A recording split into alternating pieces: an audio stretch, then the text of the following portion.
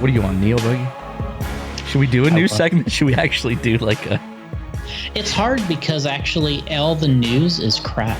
Oh, is it? I just kind of went and kind of buzzed through all the stuff here they have on the site. And I mean, it's like titanium spur gear screws. Yeah. And, like titanium ball in. I mean, it's just... or something like B-74 aluminum hub carriers. Who cares? Yeah, who cares about those? Yeah, I mean, it's nothing's really exciting in here to really... Yeah, there is. I'm looking through here on Neo. I'm on live. Oh, 1A Scale Nationals update. What's going on there? I think they're talking, or they're referring to... Registration will be open for the 2020 Fuel 8 Scale Off-Road Nationals at LCRC Raceway on Thursday, March 26th, today at 9 p.m. today. So, got 3 hours. Tonight it's going up. All right, so that's something to talk about. Yeah, the event is currently scheduled to be held on June 24th through the 28th. We will accept 300 entries in the order that they are received using the date and timestamp of payment. Okay. LCRC. Right down the road. So hopefully by then we will... what's it say here about the virus now? We recognize there's uncertain times. Many may have problems traveling to the event. As a result, please be assured that advance entries into the National for Roar members will be eligible for a refund. Oh, okay. Advance entries are available for a refund. So if you sign up today, right, and you don't get in, you get a refund. Is that what they're saying? Or there's no race? Yeah, if there's no race. Yeah, okay. Although we're going ahead with registration at this time, since the event is 90 days in the future, Roar recognizes the severity of the threat posed by COVID-19 virus.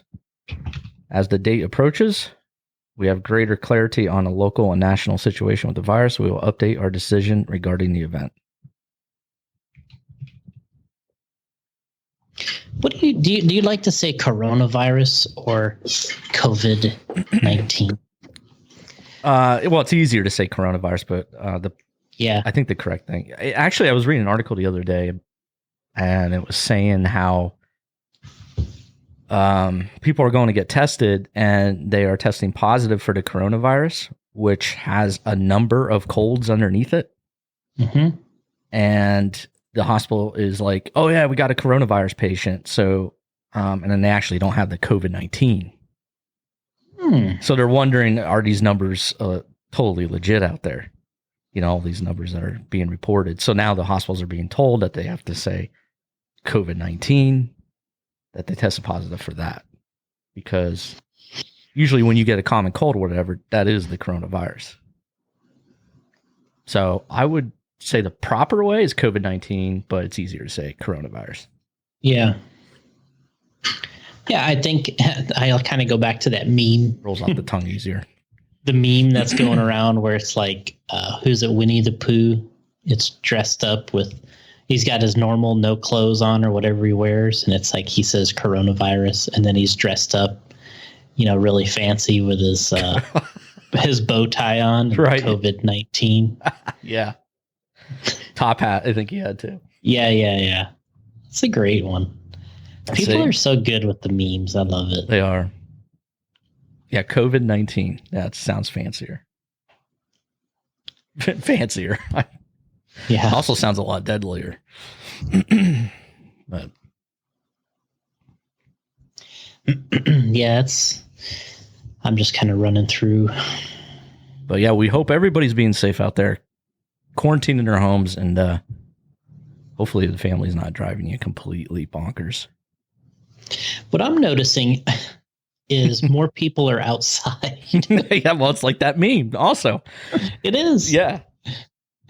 It's like I'm leaving here, and I see people, because we got like a little park kind of by, not far from our shop, and I see people walking all over the place, riding bikes, they're stretching out. They're like, I'm like, man, it's like, and it's packed.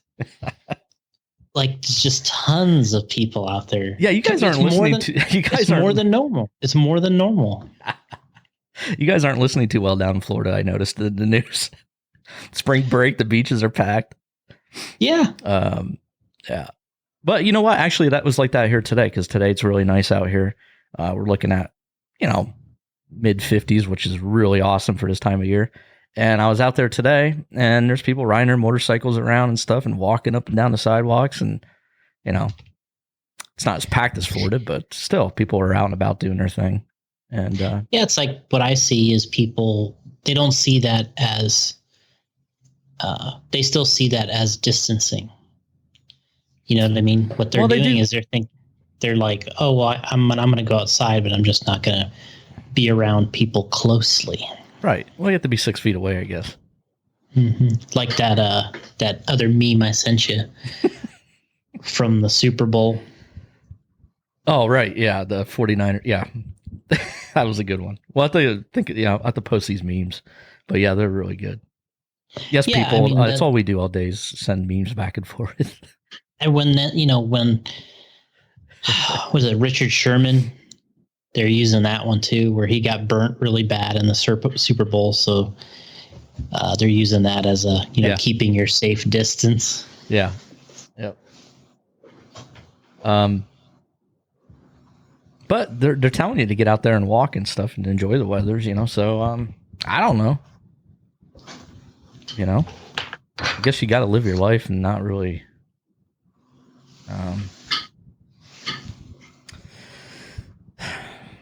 Be too worried about it, I guess. I don't know. It is a concern, but it's a mess.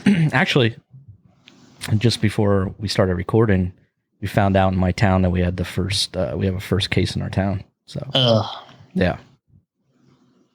So that's great. I probably saw them at the stores and stuff. And your new buddy. Yeah, I mean, one of the things here in the RC news is Team Associated released a new Nitro buggy kit and an e-buggy kit. All right.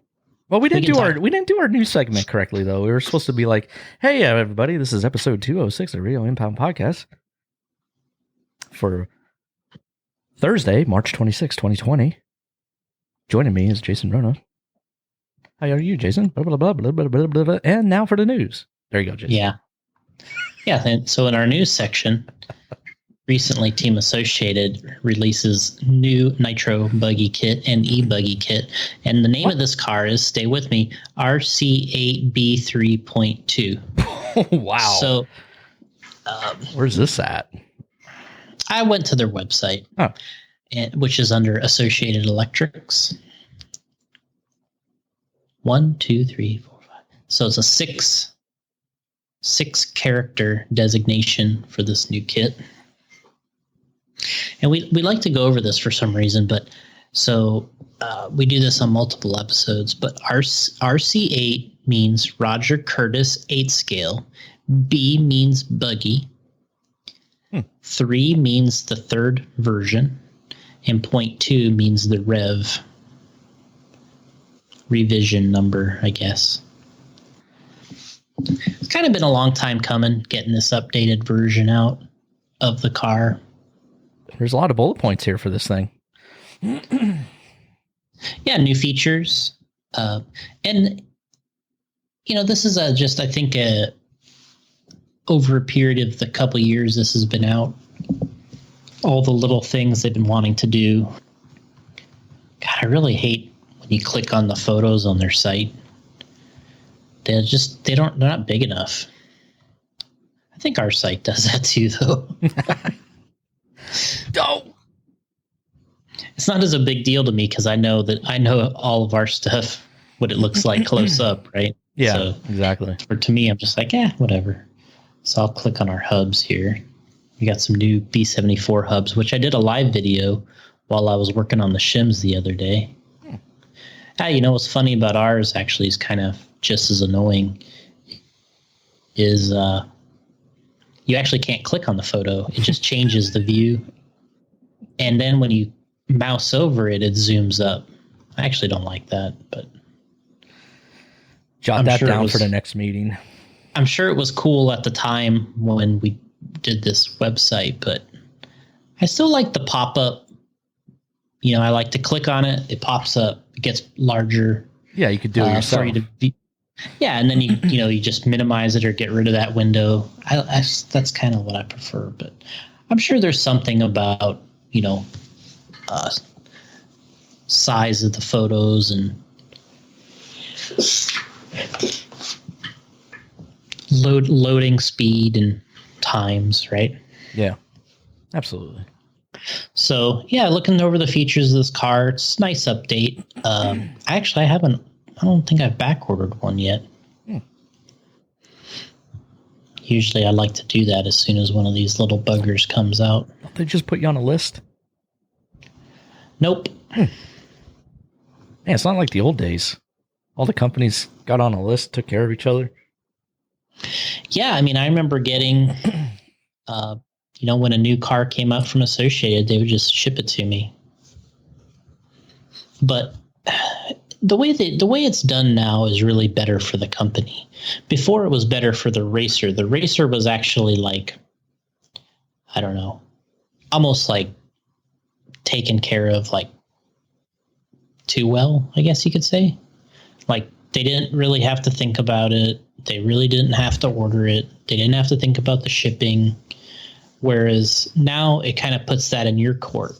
Whereas if you want to order the new car, you better go in. And I guess the other thing is there wasn't a website. Yeah. Yeah, really. Back then. But I mean, you could still place an order. You could call an order, or you could fax it in, I suppose. But yeah, now I just have to clean my hands. You got some hand sanitizer? Yeah, I got some hand sanitizer. Yeah, I got some too, right? And I get keeping clean, Yeah. So yeah. So back then they would just ship it to you, but now, they kind of put it in your court in terms of placing the order and make sure how fast you want it to be shipped, and then it gets billed to you. That's interesting. So if you want that thing in 2 days, you're gonna have to pay a little extra shipping. See, I thought they just okay, Team Associated, they come out with a new kit, and then they're like, well, JConcepts needs one, send him one. Nope. Okay. That's how we used to do things at Trinity. Or that's how we used to get stuff, too. Stuff would just arrive and be like, oh, here's a new Losi kit. Yeah, I remember back then when you had those new items, you had to ship it to the magazine. Yep. Yeah, we had a whole list of companies. Yep, they just ship it over, and then they would get it and review it. And it happens, what's happening now is instead of shipping it to magazines and doing all that type of stuff, these companies now are really hitting the social media, the vloggers, the Instagram heroes, Facebook people, people that have a following, the social influencers. These are the people that are getting the early stuff now. Yeah. Not even the team drivers. I mean, that's crazy. Yeah. I mean, guys that are social influencers now are getting stuff before anybody else can get one. Wow. Jeez. So it shows you the times that we're in now. And, if one of these new, the other day, Axial released a new scale truck. And, the next day, you got these people on YouTube that are already building it. Like, playing with it, building it. Okay. Oh, I got the first one in, got an early kit. And that's the word of mouth these days. Yeah, it is. If you have a YouTube channel and you got 10,000 plus subscribers, these guys are getting stuff. Mm-hmm. And they might not even know what they're talking about. But just because people watch them, they're getting this stuff. So yeah. That's what's going on. Well, it's actually a good idea because that's where I go for everything, YouTube. If I want to see a game that's about to be released, they get it to the YouTubers first, so I can watch it a week or two in advance. And so it is a good idea. But wow, I didn't know that team drivers name were basically like second. That's pretty crazy. I mean, unless you're one of the part of the testing process, obviously, but yeah, exactly. Where this is, it's being a little bit more. I don't know how you want to say it. It's being pushed a little harder in the more of a hobby segment, I guess. Mm-hmm. So the segment that's more on the hobby side, not the racer side, it's getting pushed a little more in there. Whereas, like, I know when Element RC, when they released their new, their new scale truck.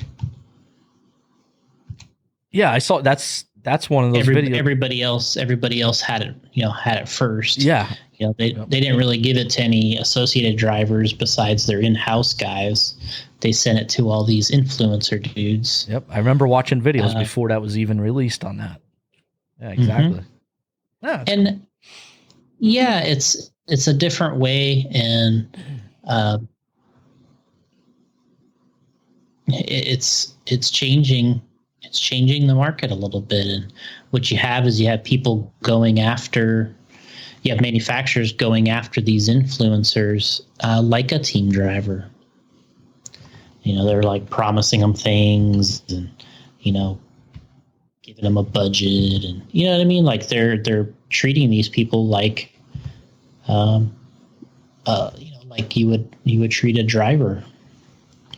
So it's a little interesting for sure. I see it. I see the benefit.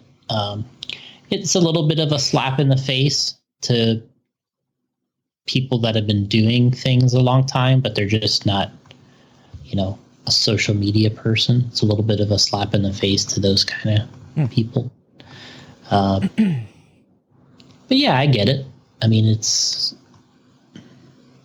kind of funny now because, like, I go on Instagram and, I see people, playing with cars and, tagging all these companies and stuff. And it's like they're either trying to become one of these guys or they are one of these guys. They're like, they're trying to build up their own little brand of, their, Basher Fred or Basher Ed's new, new little, you know what I mean? Right.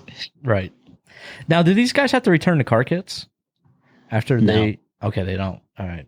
Because I know in some in the audio and all this stuff, like I was watching stuff on podcasting, they'll get an interface in from, like, let's say Rode or something like that, and they have to return it though. Yeah. Yep. Yeah, and this, I think what happens is, since you're using it and you kind of trash it, so to speak, nobody wants it back. Okay. They pretty much want a testimonial to, how strong is this thing? And well, I could test that for them if they want me to start a YouTube channel. Well, yeah, that's the thing is, yeah, I could if you get in there and you get 10,000 plus subscribers, I'm sure they would give it to you. That's all right. I'll let that up to the other guys. I don't want to mess around with that. Too much responsibility. You're like, oh gosh. Yeah. Nah, it's good. There's enough of them out there. They don't need any more. So. Yeah, I mean, there is a lot, and I noticed another thing recently was happening is, with a lot of people and their jobs being shut down, they can't work. A lot of these things people are concentrating on this kind of stuff. Yeah. So now I wouldn't say they're doing it like professionally, but you can see that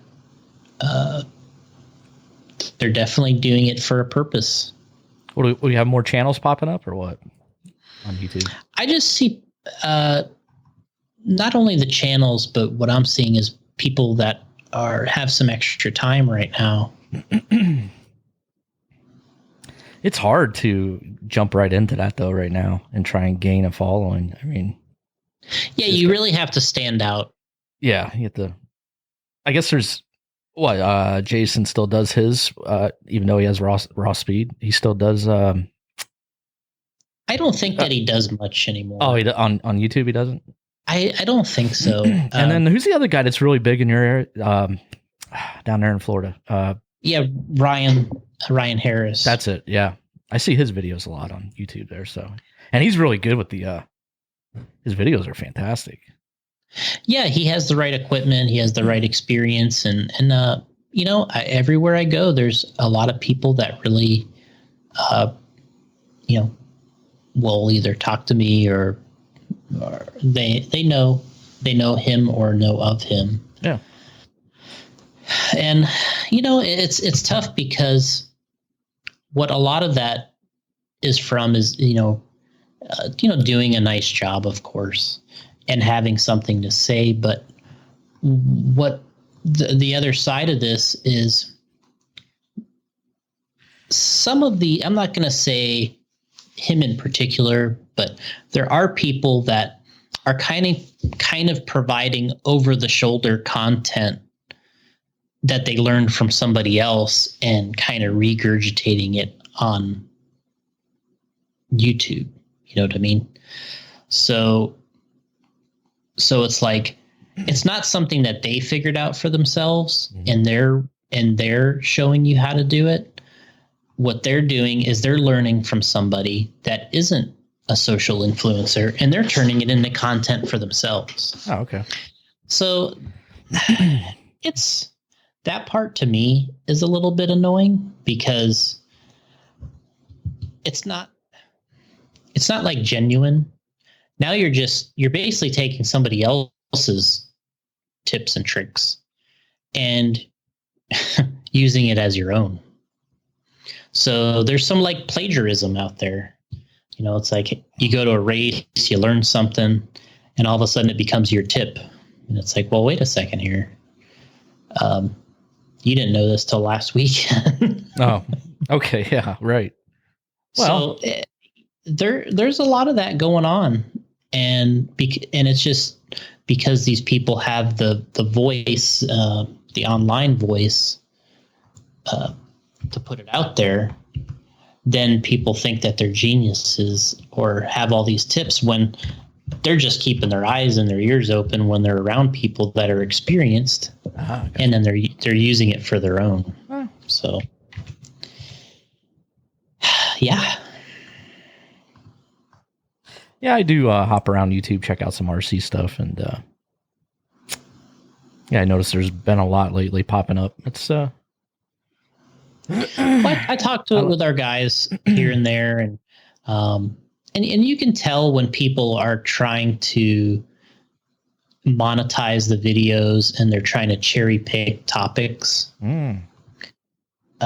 Because there's obviously a format you can follow and things you can do in order to try to gain views, right? And the whole thing is about gaining views to the point to where you are monetizing those videos, and then you're making money from it.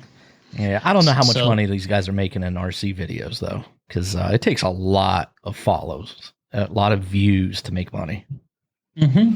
A lot of views, and we're such a small niche industry. I mean, it's like, I don't know.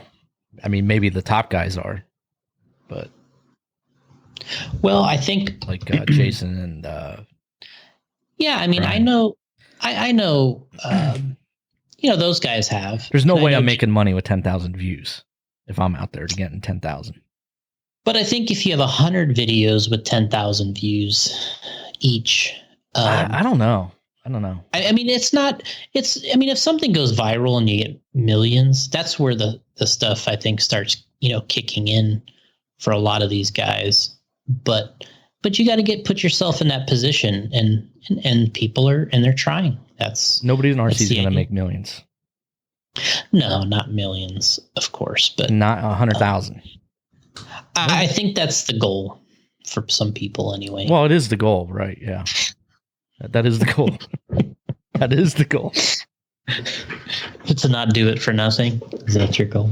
sit at home and make YouTube videos and make money. That is the goal. I wish I would have jumped on. Doing. I wish I would have jumped on this back when YouTube first started with the video game streaming. I would have loved.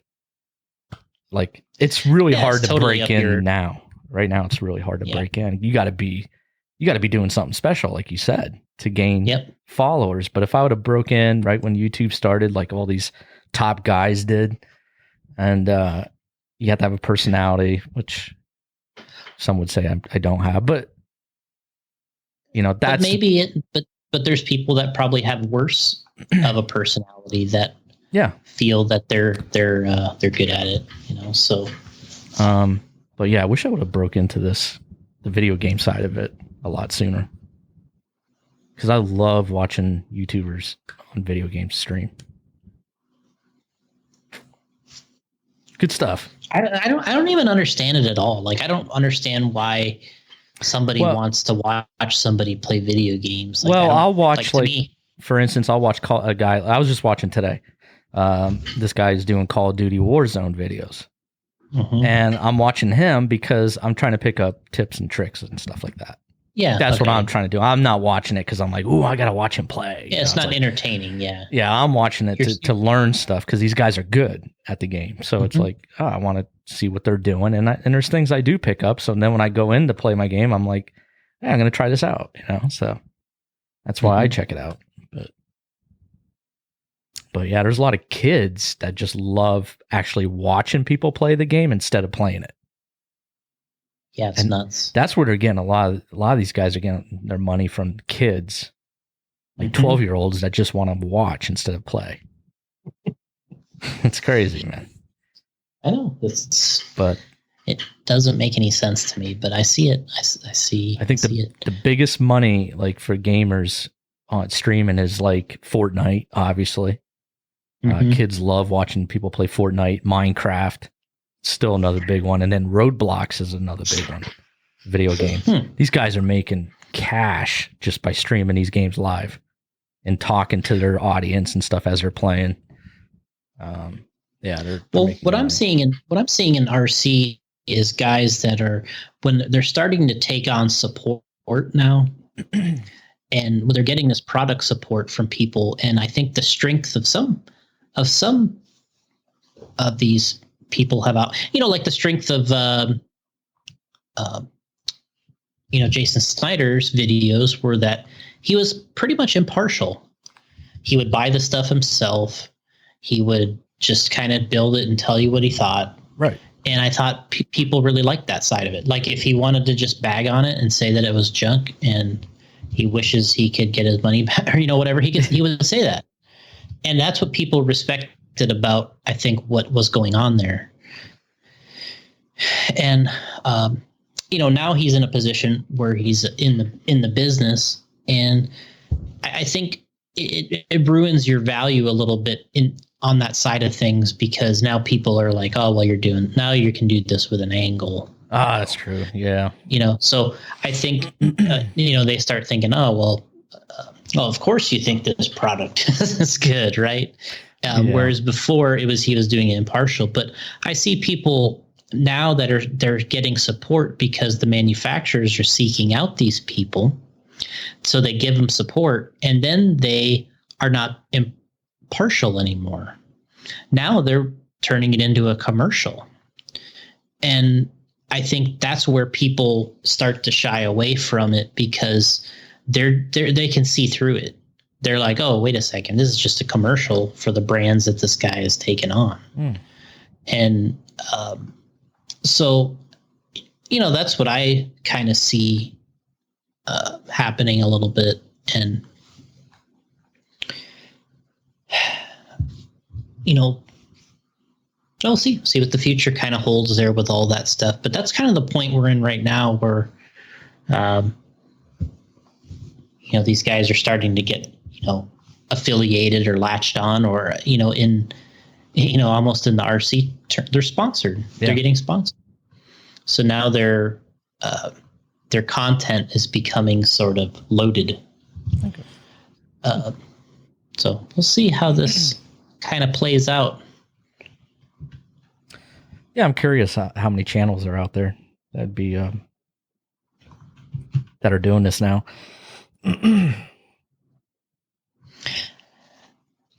Yeah, I kind of check it out as sort of just kind of a casual observer. I kind of see what people say, and I don't really watch a lot of these videos myself. I just kind of go by what I hear other people saying, and you know what I was liking? The videos that guys were doing. Like I didn't go to Motorama, but I jumped on YouTube and I typed in Motorama, and there was quite a few people that actually vlogged from Motorama. Really? And and I was like, oh, this is cool. Like, I don't even know who these guys were, but they were just like, it was a good quality video, and they were walking around, showing the track, doing all these things, interviewing some of the guys in the pits. Mm-hmm. I was like, yeah, that's pretty cool. I like that. Yeah, I noticed there's a lot more of those popping up now. Mm-hmm. And and there are people that do them for I don't know how you really would want to say it, like they're genuine, like they're just doing it because they like it. Right. And then I think there's people that are doing it because there's something in it for them. I do like the fact that these the pro drivers now are doing a lot of, like Spencer, doing those videos. That's huge, man. Which Spencer we just had on the show the other night. Well, Quick Rip, talking. Yeah, you guys did a quick rip with him, huh? Yep, talking Tom Brady. So go check that out. No RC talk at all in there. Sorry, guys. Yeah, that's okay. That's what quick rips are about. No RC. RC's for this one. But yeah, I like what they're doing. Like, and this is all of a sudden it just came about where I noticed these drivers are doing live videos and explaining stuff to you, which is fantastic. That would have been awesome to have back in the day. You imagine like Kinwald and them jumping on back then. Well, I mean, I think it actually, like you're saying, if those guys did it back then, would have just been. I think like today they really embrace that. Like just even a few years ago, the drivers were like hesitant to come on a podcast. You know what I mean? Like, like, and you even said at one time that like a lot of those guys don't like to, I don't know, maybe do interviews like that or whatever. But now it's like they've embraced this whole social media thing, and they're really going out there making, creating their own brand actually. And doing these videos. Like I love watching like Spencer do them. Dustin Evans does them. You can go down a list. I watch them. Well, yeah, there's a reason why these guys are doing it, and it's something that is being asked of them, from people, and then they're also trying to become a little more engaged themselves. And the thing is, they're good at it though too. So. Yeah, you have to want it. You have to want to be good at it, and some of these guys definitely have it. They're pretty good at delivering the info. Yeah, it's like sports. Like I'm watching these. You watch these guys like Tony Romo, for example. He's out there, quarterback for Dallas. Next thing you know, they throw him in a booth, and he's fantastic in the booth. And I even said to you, I'm like, man, these guys amaze me. Like they'll go from playing to the broadcast booth. And like they're like all natural. It's just natural. Like it comes to them. It's like I started watching that. I didn't realize this, but I was watching some NASCAR this year for the first time in a long time. I didn't know Jeff Gordon was in the booth. I guess apparently my friend was telling me he's been there for like 5 years. Anyway, I'm like I texted my buddy. I'm like, man, Jeff Gordon's awesome in the booth. I love this. He's like Tony Romo in there. He's explaining everything to you and what's happening, what's gonna happen. And I'm like, this is amazing to me. I'm amazed that these guys can just go from doing one thing, then jump in front of a camera and be good. And it's like, yeah, there is a lot to be said for that. Yeah, I'd get on camera and it'd take like 1,000 takes to get a video. Like you do these takes and they call you one take Rona. There's no way I could do those videos in one take. It would be disaster. It'd be absolute disaster. But I'm always impressed by these guys that do that. Even like, all these YouTubers and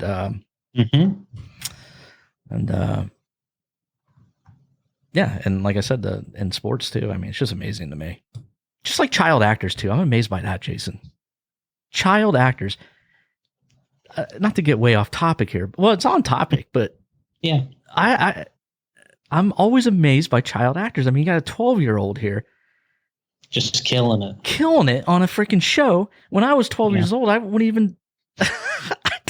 I wasn't thinking about like doing a TV show, first of all, and like getting in front of an audience or a camera and doing things. It's like, how the hell is this kid doing that? Mm-hmm.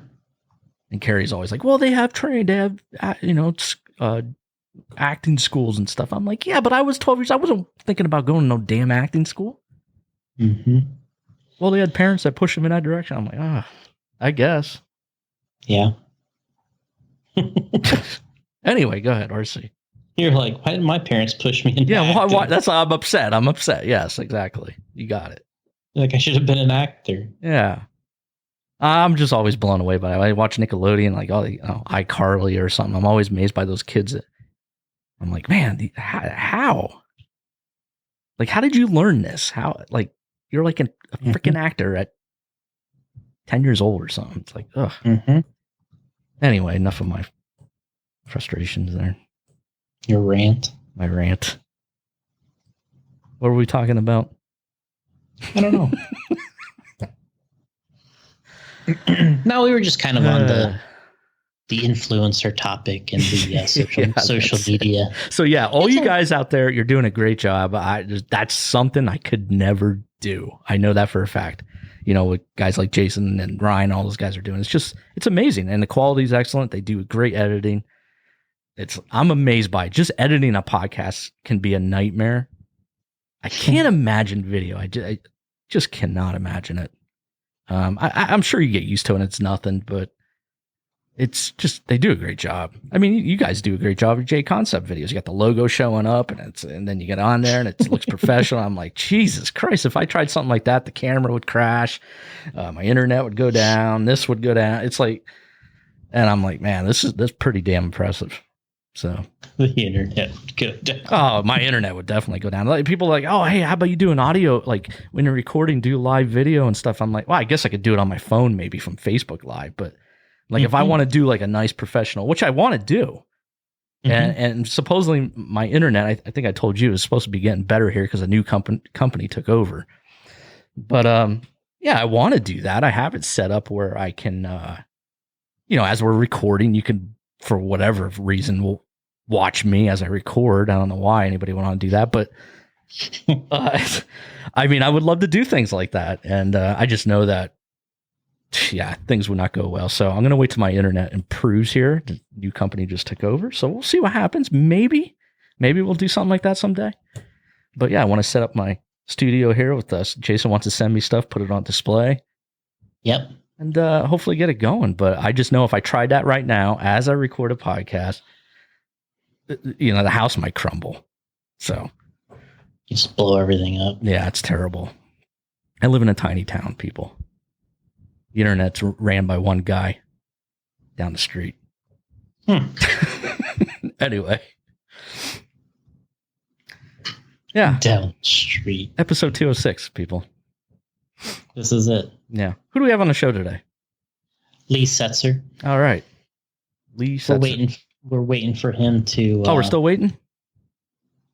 That's what it seems like, yeah. Oh, okay. Well, Lee's running a little late. That's fine, right? Mm-hmm. We can bore you guys to death with our rants. Mm-hmm. All right. I guess we can get off the topic of influencers, but...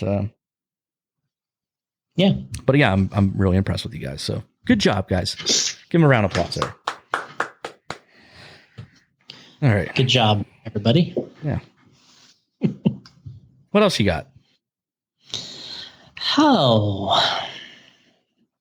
So we got I think we were talking about the Associated car and we totally went off track. But yeah, the Associated car looks, so this is coming out when is this coming out? It says May. Oh, May. Okay. So we got 2 months to go.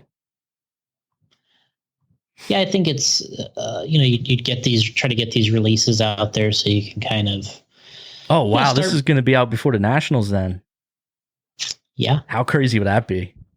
People are going to be rushing to get those kits together, especially if it's at the end of May. Mm-hmm. Wait, when's that race again? Oh, end of June. So yeah, you got time.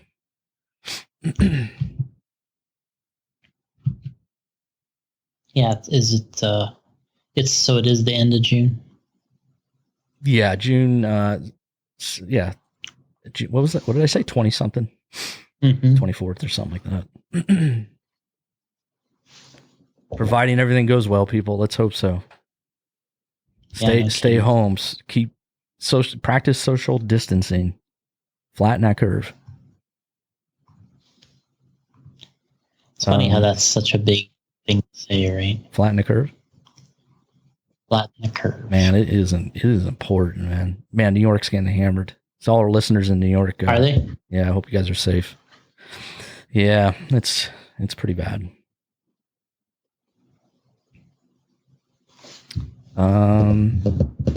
So yeah, associated card. Yeah, I'm just.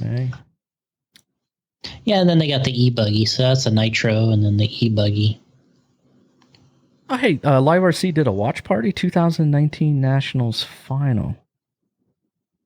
Oh, wait a minute. Since we're all stuck at home, Live RC has decided to host some. I like this idea. This is something like did they steal my idea? No, I'm kidding. Since we're all stuck at home, we at Live RC have decided to host some premier watch parties. So tune in at 6:30 Central Time on select nights to enjoy the coverage from past events. Tonight's video watch party features 2019 8-scale National A main from Thornhill Circuit. What did I tell you? I was telling you guys in the chat a couple months ago that watch parties is going to be a huge thing. Didn't I not say that? Have I not been talking about watch parties? I think you've said that. Yeah.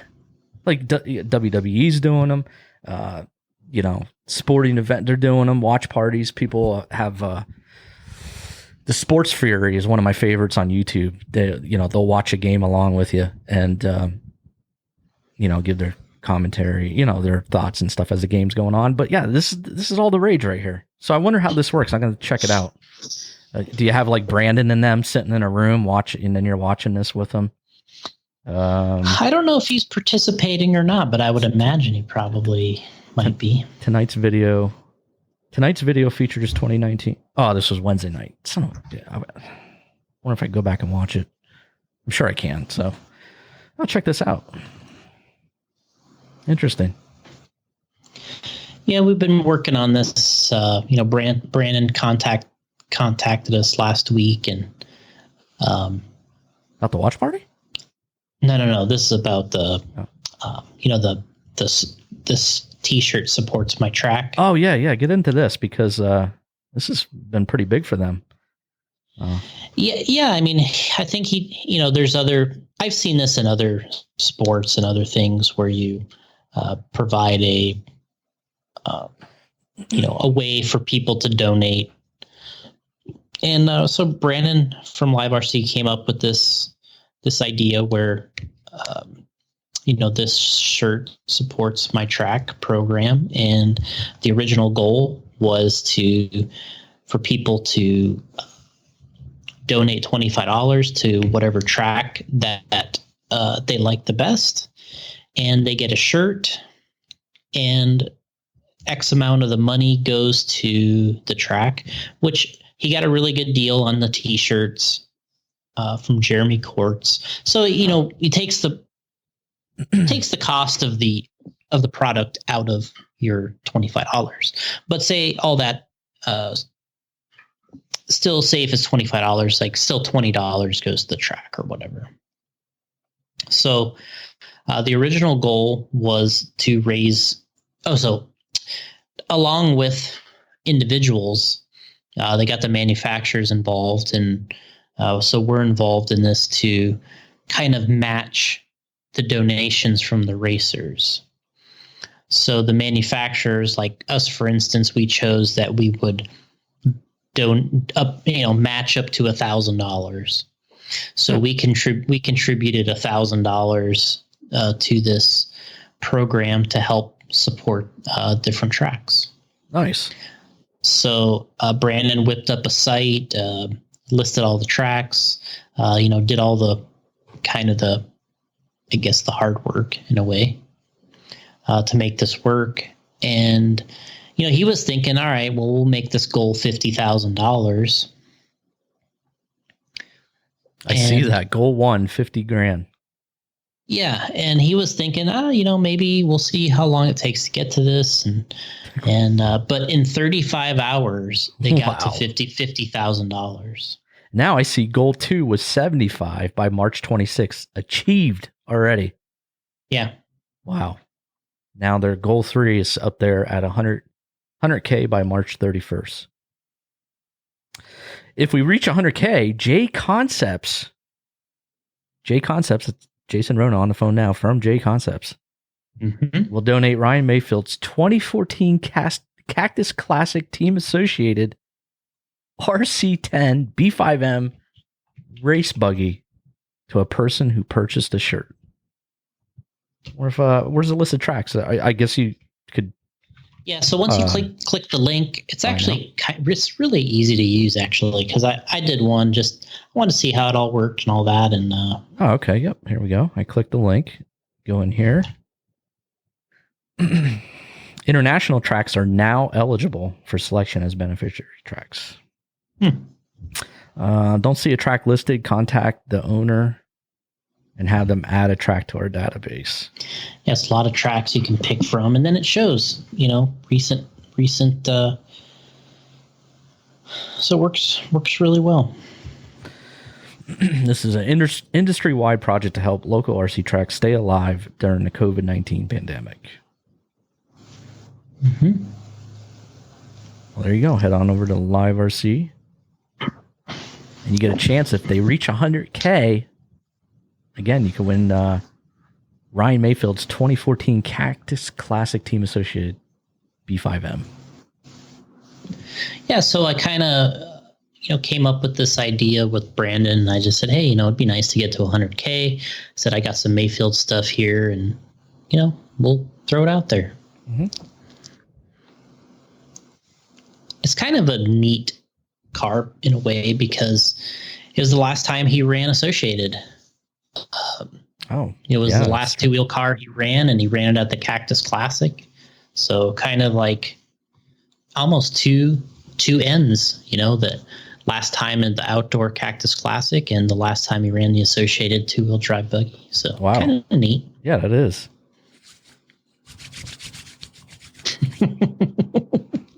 What?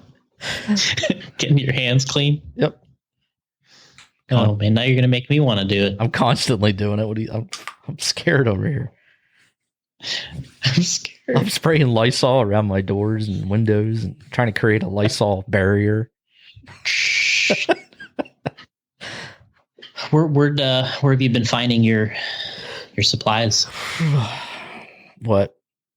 Hand sanitizer and stuff? Yeah. Actually, I used to buy this all the time before the outbreak, so I was in good shape.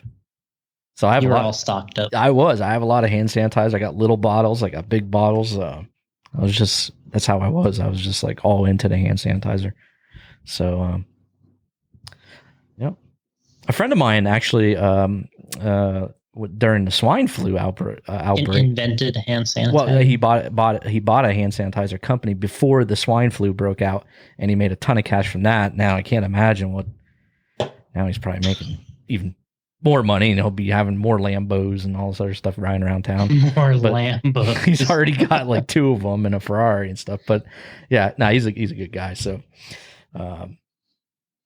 so I didn't mind supporting him. That's why I bought all the hand sanitizer before all this happened. So I'm in good shape. I have a lot of these. You're buying it from you're buying his company's version. I don't know if I'm buying his. I don't know exactly what company he's involved with. I don't know how all that works. Like I think he makes it and then they go into all these different brands or something like that. You know what I mean? Mm-hmm. And then he makes some of the base chemical perhaps, and then there's other companies that buy from him. Yeah, exactly. His factory's in New Jersey, but New Jersey. And then I always bought Lysol. Because I used to love lemon Lysol, and then they came out this new one called New Day Lysol, which has this berry smell to it. It smells fantastic. So I would buy those bottles. Mm-hmm. So I have before the outbreak here, I have so I got a lot of Lysol spray. I got Lysol, that you spray on the counter or something, and you wipe it down, and then I got Lysol wipes. I'm good. I'm good. So if anybody around here found that out, they'd probably try and rob my house. But yeah, they're thinking, what? This guy has got the stuff here. And then my daughter, when she was little, she used to love to collect the little hand sanitizers that you get from Bath and Body Works. Mm-hmm. So she had literally, like, I said, how many do you think you had? She's like, I think I have like 200 of them. A lot of them are she don't have them out right now, but she, about 200 of them she would buy. Or she bought. So that's crazy. We're all into the hand sanitizer. So you were kind of ahead of the time. Yeah. So when people were fighting for it and stuff, I was like, I'm good. I'm good, guys. I don't need it anymore. You're like, how many do you need? I got some on tap here. And you can't get mad at me for it. You know how people are getting mad now if I go in. If there is shelves with hand sanitizer and you go in there and buy like 5 or 6 bottles of it, people are going to be pissed off. But you can't be mad at me about it because I was buying it when it was just everywhere and nobody gave a crap and didn't buy it. So I was like, Oh, we've always liked the Bucks. Yeah. Yeah, of course. Right? Fire to cannons. We've always liked the Buccaneers. Absolutely. It was my favorite NFC team. Always has been. Yeah. Totally agree. Fire those cannons. That's good. Lee says he's 10 minutes. He's almost back where he can be on the phone. So. All right. That's good. Well, kind of some big news, I guess. You ready for that? I'm ready for the big news. I'm sitting down. I'm sitting down. I think TLR is announcing their new team manager. It's Thomas Tran today. Oh, congratulations, Tom. Now, Thomas departs JConcepts to be the team manager at Losi, huh? Or TLR, I'm sorry. Yeah. I can't call it Losi anymore? No. All right. Well, congratulations to Thomas. Man, that's a big move for him. It's kind of sad that you lose him. Yeah, absolutely. But I think they're making that. They were making that announcement today, so I think it's safe to make that announcement. All right. No, I saw him online talking about it. Okay, already. Good. Yeah, because I'm going to hopefully get this up tonight, so I don't want to make anybody mad and be like, yeah, they were already talking about it today, I think. So. All right, good. That'd help them anyway. Yeah, it's true. Oh, they did. It's on Live RC. There we go. There you go. Yep, Thomas Tran.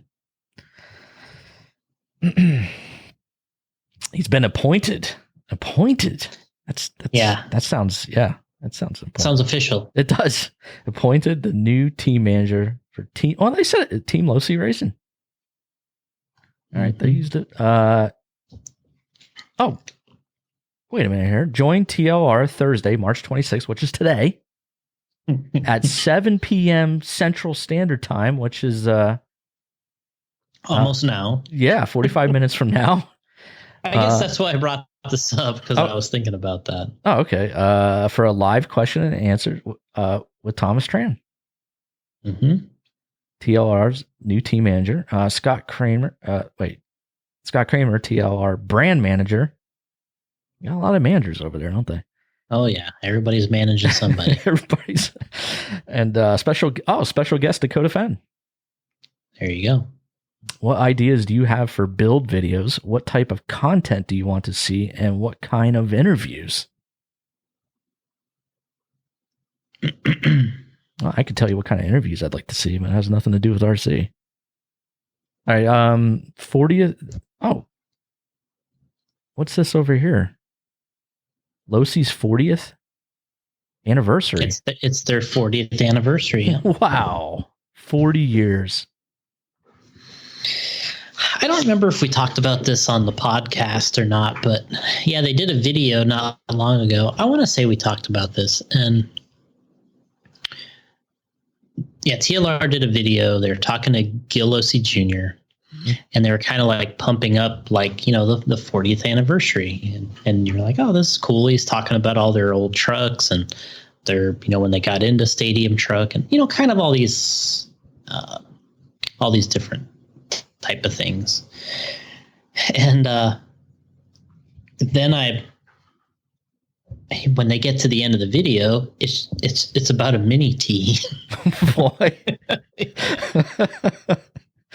So, like, they go through this whole video. They talk to Gil Losi Jr. and it's like, oh, this is cool. You know, they're talking about the old days and talking about old Stadium Truck racing and this and that. And then all of a sudden it like transitions into this, well, ad for the mini T 2.0. Wow.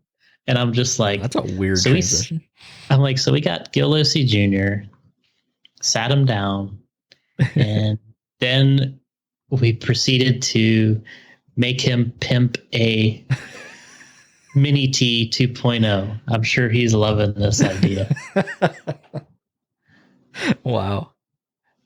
Yeah, I mean, it's a good video at the beginning for sure. And then, you know, then there's the section of which the truck is cool. I mean, we made a body for it. It is a neat truck, but it is a mini T. You know what I mean? Like it's not exactly like the creme de la creme of RC vehicles. Yeah, maybe they should have timed it with the release of something else. You know what I mean? But didn't they have a new car kit that just came out recently? Well, they're getting the 22X4 out here soon, which is the 4-wheel drive. That's the car that Dakota's been doing so well with. I think he's only lost like one race with the damn thing. Wow. You know, everything else. Well, he's lost 2 races, including the Worlds. Oh, well. And he got second at the Worlds. So who's counting? Yeah. So he was doing pretty damn well with that thing. So that's coming out soon. Yeah, there was a little delay on it,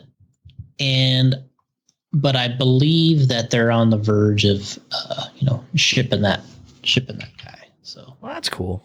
I mean, at least there's some new car kits coming out and give you guys some. Hey, we may be quarantined until past. Who knows? It may go well into the summer. At least you have some car kits to build. No, we do. I mean, That's the thing is people are asking me, about RC and how this is affecting things. And I'm like, I said, people still need stuff to do. So, I think people are they're going to RC. They're going to buy stuff and they're going to want to, drive their cars and play with them and build them and wrench on them. And so it might not be entirely all bad for RC from that standpoint. Mm. So with this Losi, when they sat down with Gil, did they talk about this car, the 4-wheel drive? No, it was only about the mini T. Oh man. I thought maybe they talked about it in between, then they brought up the mini T. I was like, well, they should have ended that's kind of strange. No, like, why not bring up the XX4 or something? Or what do they call it? The video really was about all the years from the years. It was about trucks. That's where the video was. It was about trucks, and they talked about Stadium Truck and where it started and where it was going. Okay. How they transitioned over time, and then pretty soon it just like transitioned into talking about the mini T, and you're just like, what's the meme? Well, that escalated quickly. Yeah. That's how it was. Yeah. So yeah, it was a little. Yeah, it's a little strange, but I hate that, coming out the mini T, so they want to promote it. What better way? Yeah, I mean, you got to. I mean, that's what we were talking about earlier in the show is these type of things. How long was that video? I'd say it was about probably less than 10 minutes. Oh, dang it. I thought it was going to be a long video and talking about all the... It would have been cool if they went back into the Losi day. Maybe they will go back and just talk about everything from back then when you first started the car kit, do all this stuff. Oh, yeah. I mean, that's really what these kind of guys, that's what everybody really wanted to hear. Yeah, that'd be cool. Maybe they have plans to do it, though. Yeah, I mean, when you got Gil Losi Jr. there, I mean, and you're 40 years into Losi, because everybody always thinks anytime they like drop a hint about something like this with TLR and Losi, they always think that they're going to re-release one of their old cars. Oh, okay. You know, like they're like, oh my gosh, they're going to do a JRX2 or a JRXT, and then that's kind of where this video had a little bit of a feel, and I think then all of a sudden it's like it's just about the Mini T, and so were they like, "Hey, we got a big announcement here today"? You know, it's not 100% like that, but definitely a little bit like that. Wow. All right. Well. I mean, it got the point across. I think it got people looking at the Mini T. You know, we made a body for it. It's a cool truck, and it's better than the original one. Yeah, what's better about it? Well, I mean, everything is. You know, the original was based off of the triple XT. That was the original Mini T. Was based off of that truck, and it was, you know, something that really kind of took place in the early 2000s. And that's when the truck came out. I want to say it came out in like 2000 or something like that. Mm-hmm.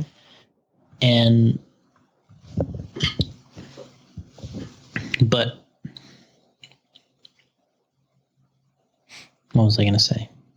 And then this new version 2.0, it's based off their most recent generation truck. So it's the whatever version they're on right now of the 22T, which I think is 4.0, I believe. That's the version this 2.0 is based off of, and it's a good. It's a cool little truck. I mean, we got one here, and I mean it's neat. Mm-hmm. It looks really cool. I mean, you wish the electronics and everything were smaller, but because like when you take the body off it. You know, there's like the electronics kind of like overpower the look. But if the electronics in the thing were mini, it would be really pretty cool. But either way, so maybe we'll see some more Gil Losi Jr. type videos, hopefully. There's just so much you can get to with people like that. You can get into, and he's a good talker in person. You know, he remembers a lot of the good details and things, and so he's really good at that. I'm not sure how it would be in a video. You know, you'd probably need a little coaching along. Mm-hmm. You need a little bit of coaching, but other than that, I think. You know, if he could pull it off, it'd be good. All right, coming up next, we're going to take a short break, Jason. Okay. And then we're going to get to Lee Setzer. Are you doing that on purpose? Or are you geeking over it that hard? I'm drinking a seltzer. I keep wanting to say Lee Seltzer. Okay. But it's Setzer. That's right. It's going to be tough. This is going to be a tough one. You think the name's easy. Look, it's Setzer. We only have to deliver once on that Setzer. Setzer. Mm-hmm. All right. I'll take I'm going to take a seltzer break here. I'm going to run down, get a new seltzer because this one here is almost empty. Okay. And we'll be back. Special guest Lee Setzer. There you go. Join us from lovely Florida, right? That's right. All right. And we'll check in with Lee and see what's going on. Now, go grab your favorite beverage, people. We'll be right back.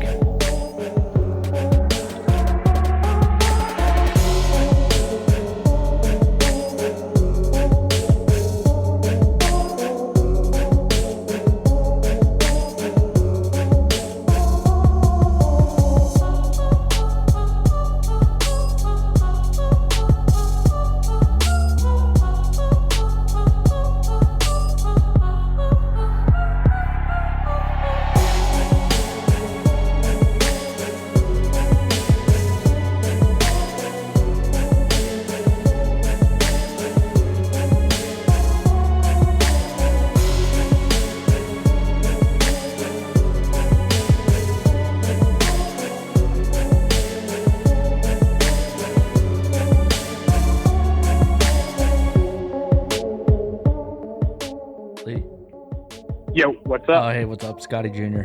I was just trying to what's call up, you. man? I was just trying to call you back. Hold on one second. Let me bring Jason back into this. Okay. What's up, Lee? What's up, Zero? Doing? Oh man, I'm doing good, I guess, all things considering. Breaking down on the highway is always fun. Oh man, really? Yeah. Come to find out, it's spark plug went bad. That's it? Yeah. Well, I actually drove it because it could run and idle and everything, and it was basically just sucking in a lot of air, and so I just drove it all the way. I was in Bartow, which is like 30 minutes from Tampa, and I just drove it all the way here and just kind of went for it. And my dad's looking at it, and the spark plug's like laying on the engine. Oh, wow. Yeah. Lee's like, I got to make it to the Radio Impound podcast. No, dude, I told my dad, I'm like, Dad, I gotta go. He's like, well, I'm gonna bring the trailer. I'm like, I gotta go. And he's like, all right, well, just drive it. Just don't go super fast. I'm like, all right. He's like, let's see what happens. Wow. Crazy. Yeah, crazy. But we made it one piece. Made it here. Well, we appreciate that. Yeah. Sorry, I'm late. Definitely wasn't planned. That's all right. We had other guests that canceled. See that? Now, Lee put out the effort here to be on the show. I appreciate that. Mm-hmm. That's awesome. Thank you. Yeah. I'm risked his life, risked blowing up his car to be on the Ripcast. Yeah. Jason actually knows what it is. Jason, it's the White Expedition. Did you like blow it sky high? Dude, if my dad thought it was blown, but I for sure was going to blow it up just to get here. Well, thank you. That's awesome. So, yeah, I mean, we just kind of want to start off with you, Lee. So give us a little run into, kind of how you got into RC and what's, what got you going and what classes were you running then? Yeah. Well, I kind of got started. My dad had an oval track, at our old location on Down Mabry, still in Tampa. And I was super young. I really didn't have like the passion I had for RC now, but I just would race oval on Friday nights and kind of just did it as a thing to do because, my dad had the track and we had races and, I just kind of did it. And, I did that for a while and never really took it serious. And then about 10 years ago, maybe 9, he had opened a off-road track and wasn't anything big, wasn't anything like special. It was just, kind of dipped into, I guess, a new genre of racing. And ever since my first honor race, I was hooked and, was like, okay, well, this is obviously a lot more fun than oval. And, I wanted to do it. And so I kind of just put my mind to it, kind of started out small and just ran for like, small companies and kind of pushed my name out there. And, eventually I, worked hard and I guess some say I, became one of the fastest in Florida. So with the oval racing you were doing, how'd you do in that? And what class was it? Was it 8 scale, 10 scale? Yeah, I actually did really well in it. I actually raced 8 scale and 10 scale, and the 8 scale class was called the Nitro Late Model Outlaw, and it was basically like an 8 scale. It was a buggy, kind of similar thing, but it was just everything was like lowered, so it had like low center gravity shock towers. All the weight was to the left side of the car, so like there was nothing on the right side of the chassis. It had no wing. We had like a late model body on it. And we ran like, on the buggy, we ran like 21 engines. Like we were running like 28s and 30s. And we were so we were running like, the 30s and 28s and they were screaming fast and we had them leaned all the way to the max. And, we only had to run 4 minutes. So we had them just leaned and, blowing like zero smoke. But, I guess oval, the name of the game was power and speed. And then the 10 scale class was, I think, my favorite, which was called the bomber class. And that was basically, I ran a B4 rear motor buggy and just slammed it like to the ground. And we set them up basically like, I can't remember the exact name, but there was an oval company that had the towers, and they were low center gravity towers for this class specifically. And, you put them on the car and it just lowered everything. And we brought the chassis way down and, had the same buggy chassis. It was a B4 rear motor, and we just put body post on it, put an old school, they're basically like a 57 Chevy was like some of the bodies that like a popular body back then. And so basically like that old school style, and that was called the Bomber class. And that was by far my favorite. And I actually was pretty darn good. I won a few, like the Florida Dirt Oval Series stuff. Like I won like 3 years in a row in the Bomber class, and I won a year in Nitro. And so yeah, I wasn't too bad in that. So then when you guys went to sort of the road course off-road track, then you kind of got into racing the 10 scale stuff and then 8 scale, right? Yeah. So once we did that, I definitely got into doing the 10 scale and the 8 scale stuff. Yeah, for sure. What was, what'd you do first? I did the 10 scale stuff first, actually. And I think the part of the reason was for it is that it was a lot easier to maintain. Me being so young, I didn't really, actually I didn't at all. I didn't maintain any of my cars. I didn't redo ball diffs. I didn't do anything. I just charged them and put them on the track. Ran it till it broke. Yeah, exactly. So, and this was when you ran the off-road track. What location was that at? Where it started? That was off down Mabry, by the Raymond James Stadium. That was our old location, which my dad's been there. Was there for 43 years. So he was basically there his entire startup of his body shop and racing and all that. And that's where the oval was on the Friday nights. And then that's when we opened our first off-road track. And we actually had an on-road track there too. But I didn't really I kind of dabbled into it, but I didn't do it as much as I did the oval and the off-road. You said it was kind of near Raymond James Stadium, huh? Yeah.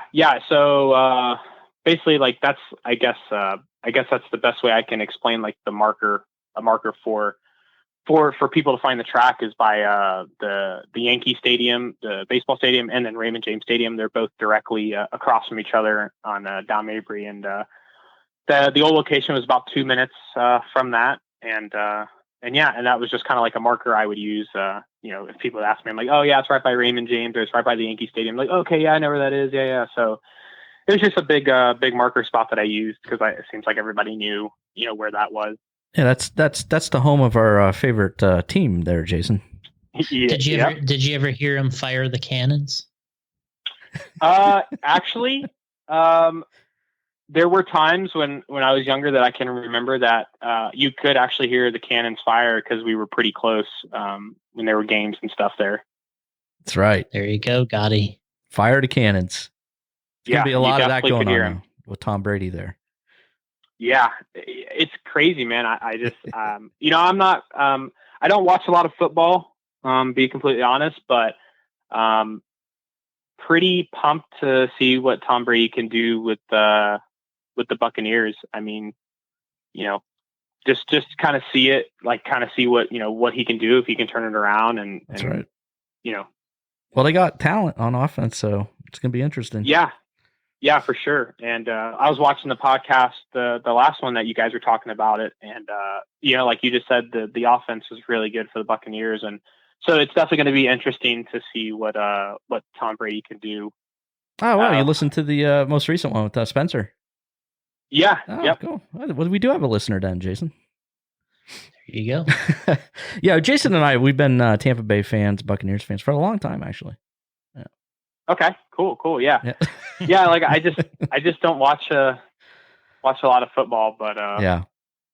So talk to us about this. You moved to new track location, and so now you got under a roof. And talk to us about kind of moving over there and getting to get the track going over there.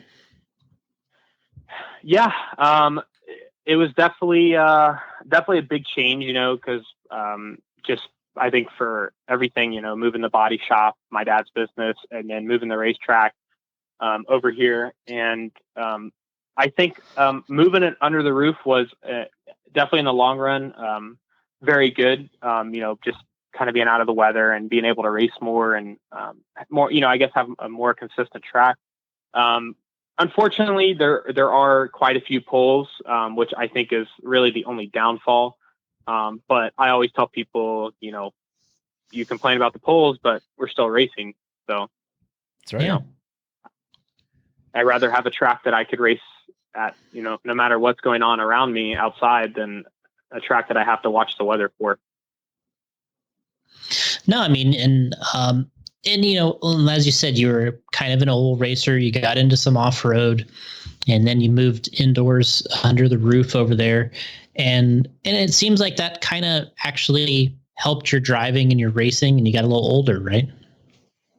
Yeah, for sure. I think I remember we did an interview at the INS where you were telling me that that you think that the poles like kind of help when I go to other tracks, that I could just kind of stand anywhere on the driver's stand. And it's actually very true because, I run at my track all the time, and you get that sweet spot between the poles, and it's just everything aligned and it feels good. But I actually like to run where there is maybe a blind spot in the corner, or like the pole's kind of in the way. And when I go to other tracks, I can kind of just like, I don't worry about like going up on the stand and like looking where the best spot is for me. Like I just go up and like, I'll like pick whatever spot's open for the first run. And then I'll be like, okay, it feels pretty good. Then I'll just like drive everywhere on the stand and then get used to everything. And then I don't really have a preference to where I need to stand to drive good.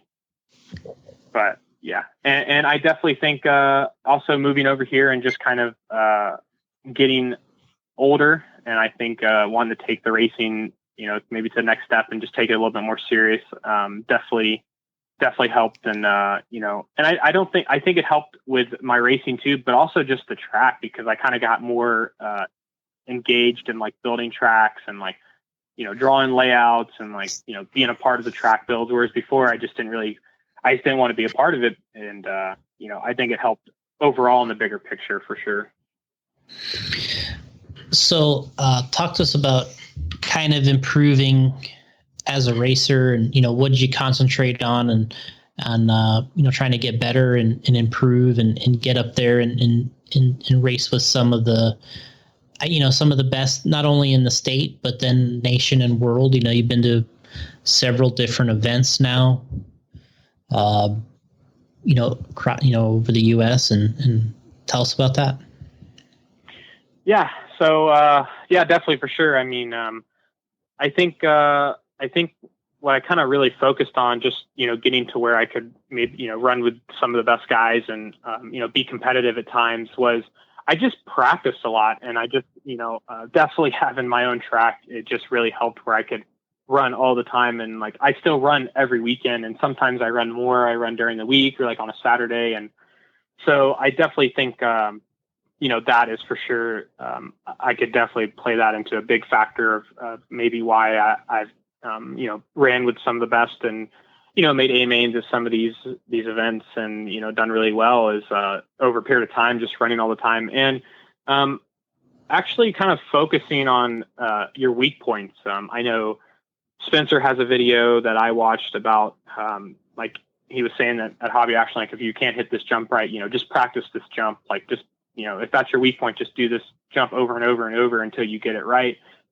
Which makes perfect sense because if you only race or you practice your strong suits, like fast lap, like there's guys out there that can, turn a faster lap and, wicked fast, but they're never in the top 20 or anything because they're just wrecking. And it's like, like, well, I still got fast lap. And, if you don't practice your weak points, then you'll never, ever get better. So that was one thing I did too, is like, before I used to kind of be like, I guess kind of wild on the trigger. I would always be super fast lap wise, but I never had any consistency, or I would blow out, or I would just kind of get a little nervous. And like, so I really worked on being consistent, keeping my cool on the driver's stand, mentally preparing myself, if I was at a big race, and just over a period of time, it just, kind of fell into place. And yeah, and now I still continue to work on the weak points that I have.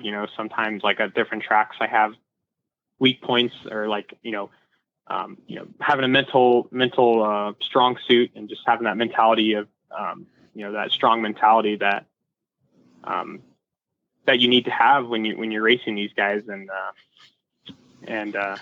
so that just working on my weak points, and practicing a lot, and just putting in that time and effort, and being motivated too, just having a lot of motivation to want to get better and wrench and do all this, and I think that's where I've been able to run with some of the best.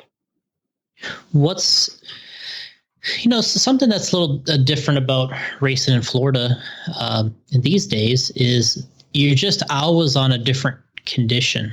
Like it seems like if you race, at some of these indoor tracks where we end up on clay compound tires, running slicks or low tread. But in Florida, when you travel around, do the Super Cups and stuff, you're always running. It seems like it's a different condition everywhere you go. And that's something that most people aren't used to. What would you say is, kind of a preparation you do to get ready for those different events? And then what's it like racing on so many different surfaces? Yeah, I mean, for sure. I mean, Florida has so many different surfaces, and it's actually kind of nice because you kind of race like we have New Reds, which is slick, like full on slick, like sealed, super high bite. You have my track, which is our indoor style tire. We run aqua compounds, blue, green. So you're running that low tread, and then you have the outdoor tracks, and you have beach line, which is carpet, and you have so many different surfaces, and that is really nice when you go to like these other races, because you can kind of I kind of feel like maybe you can adapt a little bit quicker than someone who runs the same thing over and over and over again, like only runs the same thing. Like I see guys all the time that run carpet at beach line all the time, and then they go to anything else and they can't like get around the track, and it's and I definitely think that running on different surfaces, like you said, especially here in Florida, is just awesome, because you kind of feel like I feel a little bit more prepared if I go to an unknown surface. Like I kind of just tell myself like, okay, well, I pretty much have ran on every single surface, like so I can adapt quicker, like we can just kind of figure it out as we go, and like we'll be all right. Yeah, you're not as afraid of a condition change. Yeah, for sure. So, we already mentioned that you did a lot of 10 scale, you did oval and 8 scale, but seems like the last couple of years you definitely been doing a little more work in the 8 scale side. So what's it been like doing some 8 scale? Yeah, it's been an absolute blast. I mean, I like both 10 scale and 8 scale, but just something about running 8 scale, I just feel a lot more comfortable, and it just feels more natural. Like the cars kind of fit my style a little bit more. I just like the big open tracks, and just kind of the way the cars feel, and I really like the mechanics. I mean, I enjoy wrenching as much as I do racing, and taking apart, cleaning, like making it look fresh, all clean, and just being prepared. And with the nitro stuff, you always have to do that, so I enjoy that a lot. But definitely been really liking running the 8 scale, and especially kind of dabbling a lot in the nitro stuff too. I think before I was only running e-buggy and would go to P&B and stuff like that and just run e-buggy, but recently just been dabbling in the 8 scale stuff and having a pretty good success. I mean, making the A main at AMS, running top 5, getting third at Fall Brawl, just going to P&B, making the A mains there. So it's been nice for the little time that I've had in the nitro side of 8 scale. I'm definitely enjoying it, and having pretty good luck and results with it for sure. What do you think, kind of for people kind of starting, getting involved in RC, and what do you think people struggle with the most, based off of your experience doing it yourself and then watching other people? What are some of the mistakes you think people make? And obviously you have a track, so you see a lot of these type of things. So what do you see from people, the mistakes people make when they're getting into things, or if they're running themselves? Yeah, I for sure see a lot of people make mistakes. And I think the number one thing that I see all the time, just being like that we have a hobby shop also and a track, and people like coming in and seeing, is people, when they're new, they always want like the fastest, or like they want, they just want to go fast, or like they want the nitro because they think the nitro is the fastest, and they don't like really understand, like, okay, I'm kind of new into it. Like I need a, I don't want to, dump a whole bunch of money into it, and then I don't really like want to do it, or like, they just want to go like they want to be the fastest. Like they just want to have speed, and they kind of just always get the nitro. And I always hear people say, oh, I want to get the nitro, and it's like the nitro is cool, yes, but when you're kind of new, you don't, I definitely don't recommend the nitro stuff. And so that's definitely like the one thing I see is, I think people just, and just kind of being inexperienced, and that's not really anything wrong. There's nothing wrong with that. It's just that they're new, and, it's just that they don't know. And, that's just one thing I see is people, I guess, kind of using bad judgment coming into it, and thinking, this is what I need, or this is what I'm going to get, and not really, kind of paying attention to everything else that plays along with RC. People like to go for the home run, right? They're even when they don't have a lot of experience, they go in and they jump in so far deep that it might be way past their experience level. Yeah, for sure. I mean, people always want to go straight. They want to skip everything else and just go straight to the top, or, kind of they just want to jump and get to that point. And, it just doesn't work that way, unfortunately. Yeah, you got to start somewhere, but you also probably need to match your level and where you're starting. And you start with something good, but not over your head, I think, is the key. Yeah, for sure. Like I always tell people if they're new, like I always kind of recommend, really recommend a short course, like if they have no experience or anything, because, at the bigger races, the short course stuff, especially two wheel and full, is not as popular as it used to be. But on club racing stuff, the short course stuff is actually really popular. And I always tell people to go that route, because you can get ready to run short courses like super cheap, inexpensive.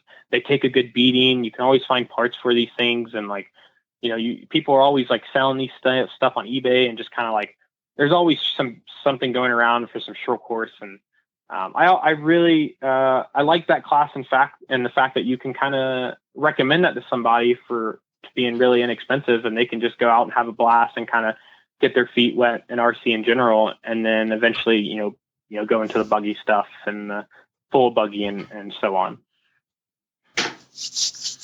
Yeah, I think what I saw when short course was at its peak, and this is still kind of going on to some extent as you're describing, but back then people got into it through short course, and then they kind of moved over to the buggy class. Yeah. They sort of advance a little bit. You graduate a little bit in short course, and then you get into buggy. Yeah, I see the exact same thing. I totally agree. I mean, people, they get the short course, and then they run, and they kind of like, get better at the wheel, and then they're like, okay, kind of get a little confidence, and they're like, yeah, let's get a buggy. So then they get a buggy, and they kind of just move on up, and exactly like how you just described it. So, obviously you're online. You see a lot of people talking about tracks and stuff like that quite often. Everybody's an expert, of course, online. Yeah. What do you think are some of the things that people don't understand about, like you talked about, your running a track? What do you think there's some things that people don't really understand about owning or running a track or building tracks or that type of thing? Oh man, there's so many things. I think I can for sure say the work. I think people really underestimate how much work goes into building a track, from taking the pipes off to getting the Bobcat to raking everything nice and flat to compacting it to getting the jumps perfect to getting them the width right, the lane size right, everything nice and smooth. And I think people underestimate work. I mean, I see people all the time, like if even here, like we'll build a layout and someone won't like the jump and they're like, why couldn't they just, do this, put that thing there? Why can't they just go out there and build that? And it's never that easy. And I like to tell people, like, I hand them a shovel. I'm like, go do it. And they're like, oh, no. I don't want to, they never want to do the work, and they really underestimate, how much work it goes into, and the money. I think people don't really realize either the money, especially for privately owned track owners, like my dad, for instance, who we pay the electric, the water, the space. We bought the clay, we rent the Bobcat, we rent the compactor, we pay for everything. We're in a park, they're kind of just doing their own thing. They're the club manager, they leave after it's done and then that's it. It's kind of, which there's nothing wrong with that. It's just, people always, I see like they compare like,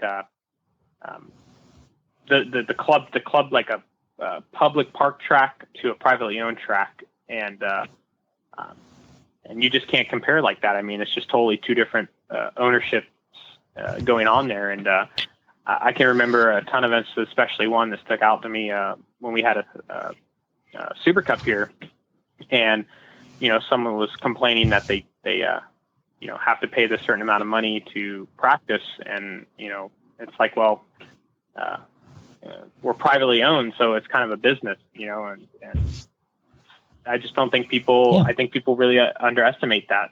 Just the money and the work would be my top two things. Yeah, I mean, it's not like everybody's got to realize. We talked before you came on the show. It's kind of another point. See if you guys got on to this yet, but with the virus thing that's out there right now, and obviously Live RC kind of started this thing to help support your track, RC tracks, and it just kind of goes to show that these tracks aren't out here making millions of dollars, and they need to get racers or some kind of income on a weekly, monthly basis to kind of keep the doors open, right? Yeah, for sure. At a time like this, with these unfortunate events that we are going through, racing has kind of come to a halt, as long with everything else. And, you see it every day at track, we're not running due to the, virus and the, government or the county. And it's, some people, like, privately owned owners, that's their business. Like, that's how they, keep their lights on. And, I think that's another thing people don't really understand either is, there has to be some type of revenue that's kind of coming in at all times to keep these tracks open.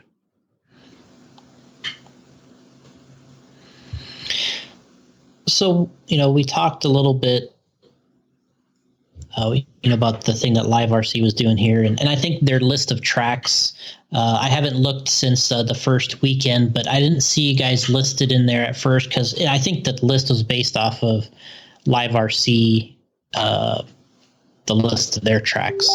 Have you talked is there any way to get you guys on there? Yeah. So I think, like what you said, that the list of tracks is basically, my assumption would be that if you have like a Live RC membership thing, like if you have like a camera, like you have that whole thing set up, where we don't have a membership. So we actually are looking into that. And as a matter of fact, I think we actually got that membership, and we're going to get a camera set up and everything by the driver's stand and just kind of get that, because, you know, we need that anyway. There's, you know, sooner or later we would need that. So unfortunately we are not on the list, but the plus side to where I think my dad, why he's able to be sustained as long as he has, is because he has the mindset of knowing that the track is not going to make him a lot of money. So his auto body work, the custom stuff that he's doing, the airbrushing, the mods to all these cars, and you know, that is what has kept the lights on for the track and the body shop itself. So yes, it would be nice, obviously, to, you know, have people donate, but we can't, you know, like our names on that list. And, you can't depend on that. Yeah. So luckily my dad has had that mindset for a long time, and he's always had the track basically feed off the body shop. So as long as the body shop was going, the track is always going.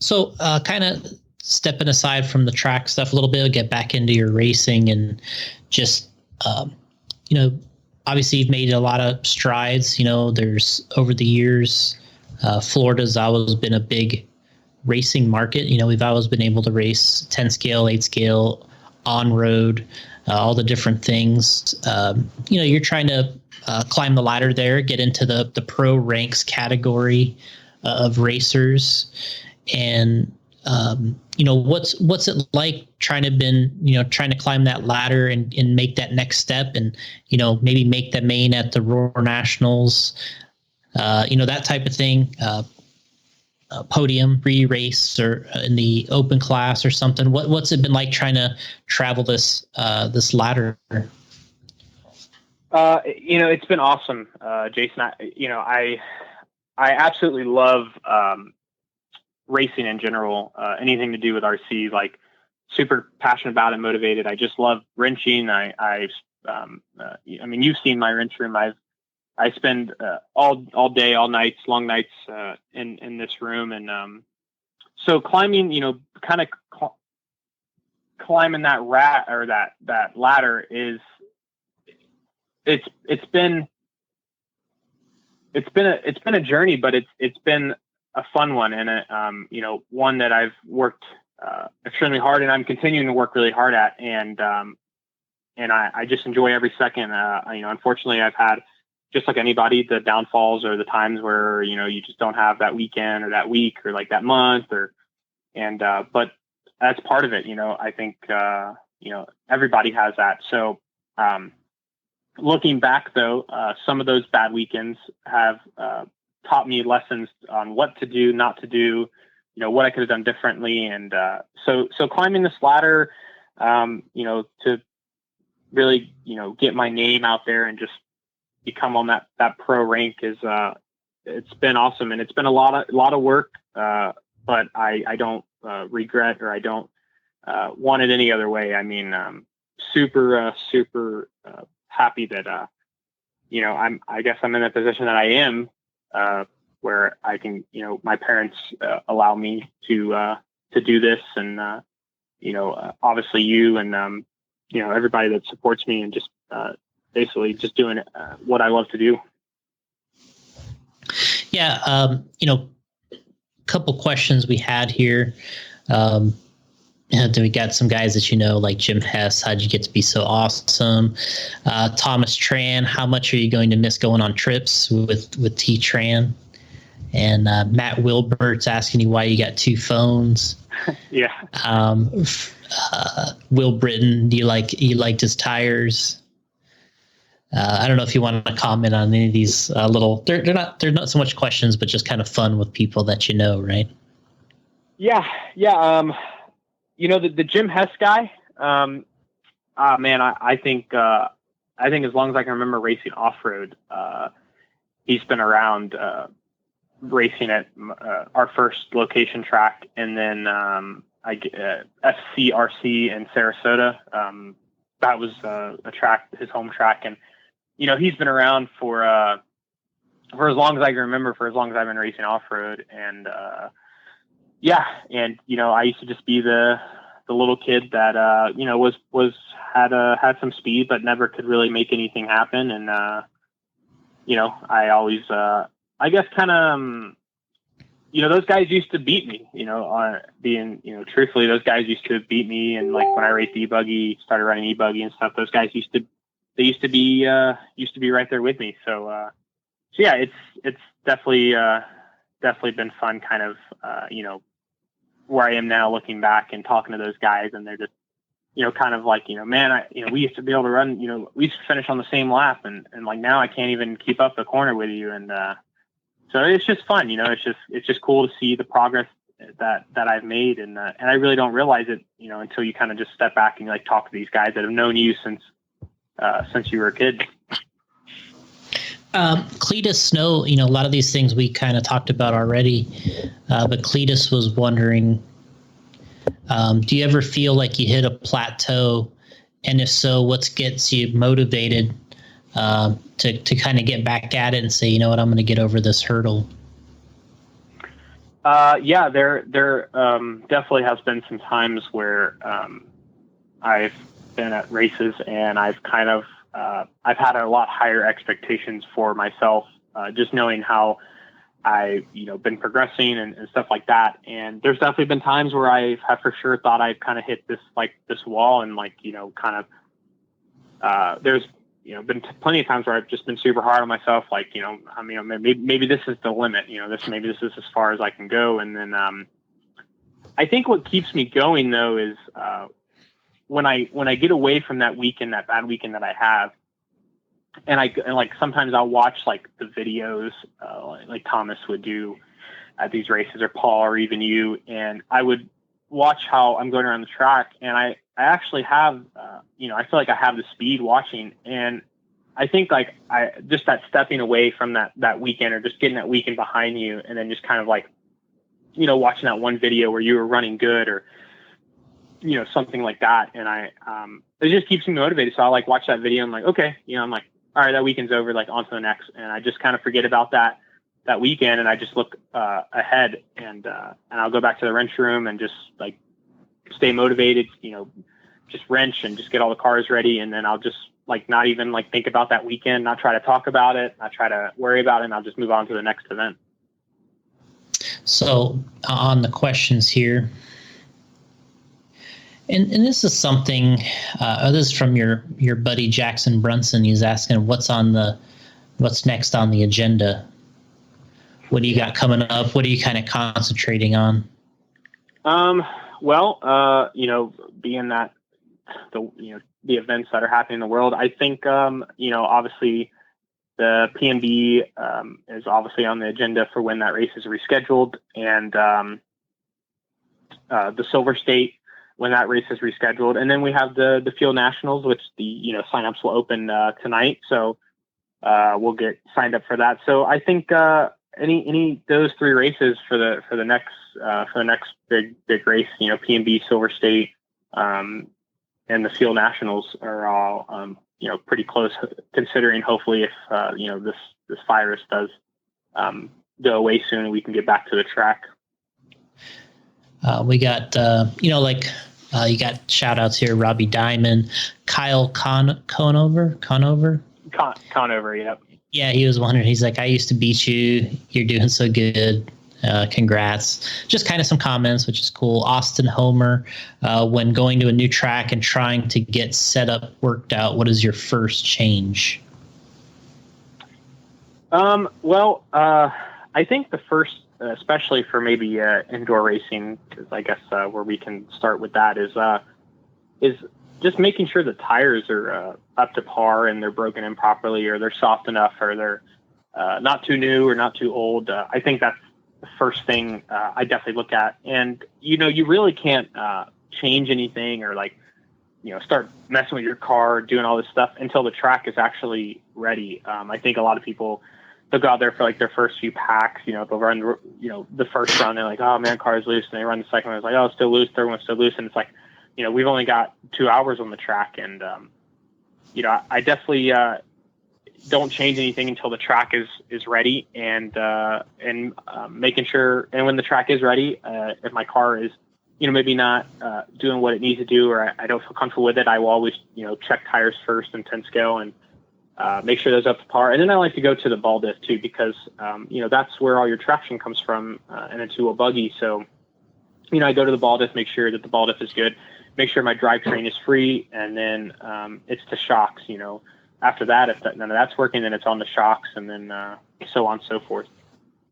Henderson May is asking, when practicing, what things do you look for in particular? Well, you talked about it a little bit, but just maybe a little recap on that.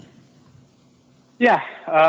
So when I'm practicing, kind of just if I'm at an event, I think he was probably talking about like if I'm at an event, right?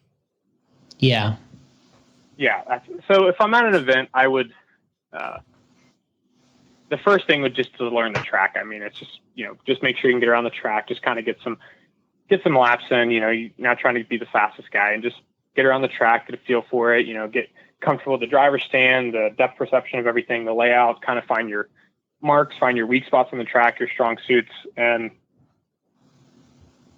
kind of go from there. And then, you kind of come back to the pits, you clean the car, you kind of wait a little bit, wait till the track comes in, and you kind of go back out, and you kind of repeat that same process. But as the more you go out there, the more you start actually, getting the track comes in, the grip comes in, and you can actually start driving to race speed, I guess is what you can call, and just kind of hitting your marks, hitting your line, making sure your car is good. Then you start breaking in your tires, and then from so forth, I think you'd be ready for seeding or racing. Will Britton, one of your other bros there, you liked his tires at the INS, right? Yeah, his tires, not going to lie, Will, man, those tires were, and I actually ran them after you ran them. And those tires were pretty hooked, because it was A3 of 2-wheel, and I was like, I'll just give it a shot. And that was actually my best finish. I was running really well, and battling with like Mason and Tom and those guys. And those tires were extremely, extremely well. Had plenty of traction, plenty of steering. And I ran them after you did, so I can only imagine when they were at their prime how good they were, for sure. So those tires were definitely awesome. Hooked up. Yeah, those things were, as we things say. Were dialed.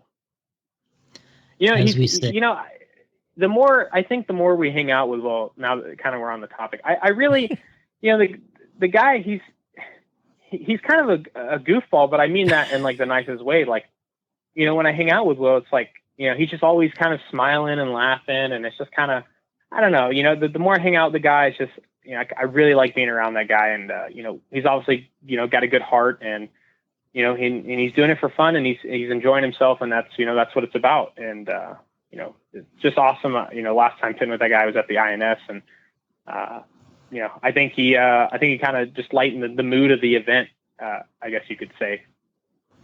Yeah, absolutely. He's a good guy. Yeah, he is. He is awesome. He runs the RIP logo super too. Cool. He's a real good guy. Oh, see? Yeah. They have a podcast. Will does a podcast with why is the name? Why am I drawing a blank Alex. here? Alex Sturgeon. Yeah. They have the Hobbyplex. That's right. Yeah. Hobbyplex podcast. That's his home track, right? Correct. Yep. Okay. Yeah. Yeah. So they started a podcast together and talking about stuff going on at Hobbyplex and in the industry. So it's pretty cool.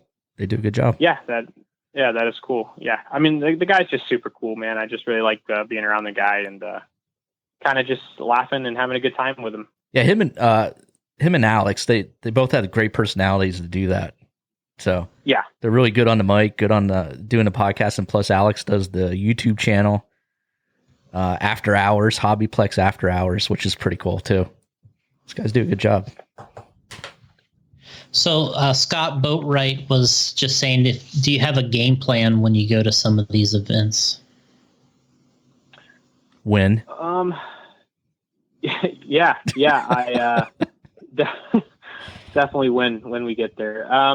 Definitely have a game plan. I think the big part for me is just mentally being prepared.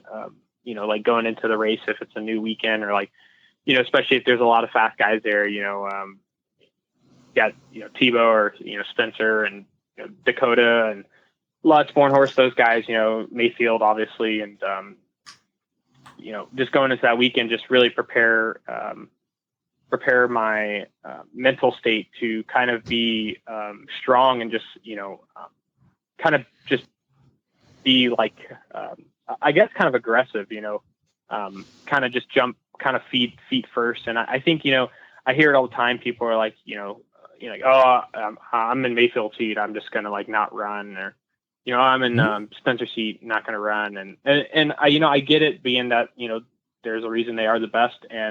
But I think one thing that has helped me out a lot, and, I know Spencer talks about it a lot, is just the mental game, and, having a strong mindset. If you go into the race already saying you're going to lose, and you're going to lose off the bat, you're never going to, pass your expectations, and you're never going to, become a little bit of a better racer. So definitely have a strong mental mindset, and kind of just, I guess, being obviously prepared with the cars, and, having tires. I like to have some tires mounted before, and just, all the cars done, engine ready to go, shocks on the car, everything just ready to go, where I can basically show up, set my table, and, run in the first 5 minutes if needed. That reminded me of a funny story. We're going to go back to my Pee Wee football days. Oh, and this will tell. So anyway, we're practicing, and I was kind of not, I wasn't putting in the effort.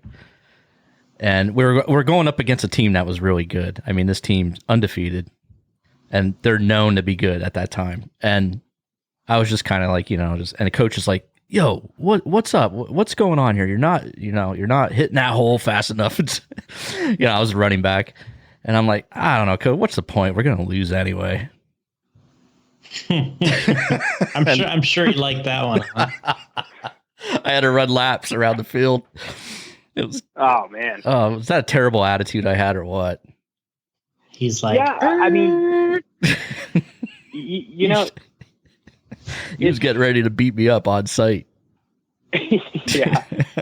I mean, it's at the same time, you can't really blame some of these guys that, go to these races, and they like get stuck in the heat with Mayfield, Spencer, or Tebow, or Lutz, or Bornhorst, or these guys, Dakota, and it's like, you can't really, at the same time, you can't really blame them, but I think a lot of people would definitely surprise themselves if they went into the race and they just worried about themselves. Like if they didn't look at like who else was on the stand, if they just worried about, okay, I want to do this, like I don't care about who's in the heat. Like, I just want to, this is what I want to do for myself. I want to, maybe move up 2 spots than I did the last round, or have a faster lap and a time, or, I think people get so caught up in the names, like who's racing with them, which, it's hard not to, but it's just something that I've learned, because I used to do it. I used to be the same way. I just get so caught up with who I'm racing with, and then I would already ruin my run. And, I just, having that strong mindset, I think, is just a big, big part of racing in general, or anything you do in life, for that matter. Yeah, absolutely. And just for the record, we did play that game and got crushed. So my point was proven. Oh man, you didn't go in and do "I told you so." I'm sure that would win over really well. Oh man, yeah, we got crushed. So I was like, "See."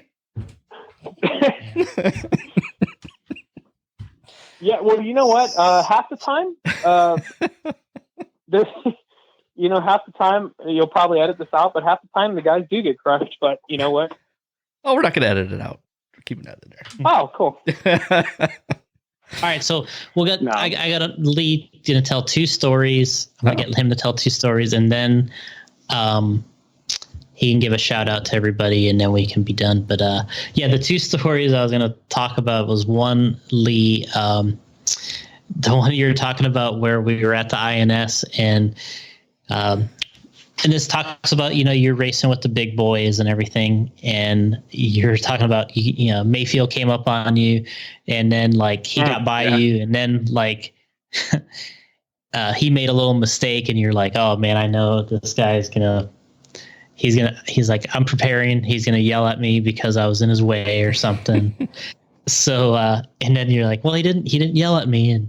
But you were like preparing for it. So talk about how you were like, you're preparing for this big race moment where you're finally going to get, one of the top drivers was going to chew you out. Yeah. We still talk, me and you still talk about the story to this day, but, the INS finals at Beach, and a qualifier, Mayfield came up on me and it was on the left side of the track. There was like this kind of big roller. And I just didn't give him, I gave him room, but what you tell me is, they're coming up, on you so quick that you actually need to give him room a little bit before than when you think you need to give him room.